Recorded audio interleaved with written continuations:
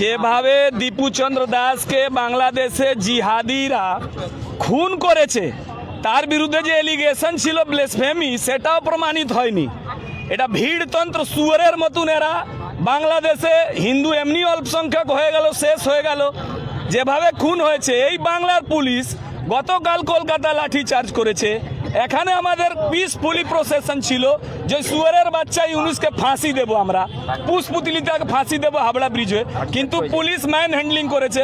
একজন বড় অফিসার আমাকে এত ভদ্র গালাগাল দিয়েছেন, উনি জানেন না আমার কাছেও রেকর্ডিং আছে। আমরা কোর্টের কাছে দ্বারস্থ হবো, ওনার বিরুদ্ধে স্টেপ নেব।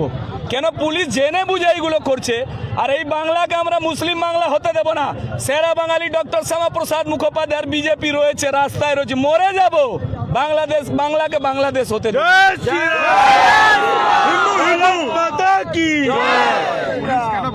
পুলিশ বাধা দেবে তো, গৌতম চৌধুরী বলেছেন আর রূপ রায় বলেছেন বলে পুলিশ বাধা দিচ্ছে। পুলিশ তো সিআরপিসি বিএনএসএস হিসেবে কাজ করছে না, পুলিশ টিএমসিপি হয়ে কাজ করছে।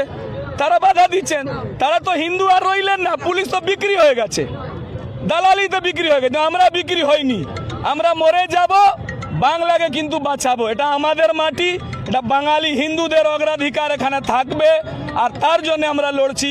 আর আমরা ইমিডিয়েট দাবি করছি যে যারা যে জিহাদিরা মেরেছে সবাইকে ফাঁসি দেওয়া হোক, দীপুর পরিবারকে দুজনকে সরকারি চাকরি দেওয়া হোক।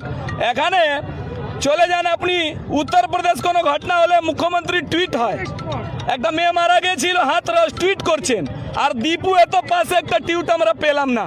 এটা বরদাস্ত করা যাবে একদম। ও তো সুয়ারের বাচ্চা, main culprit, he is the radical জিহাদি।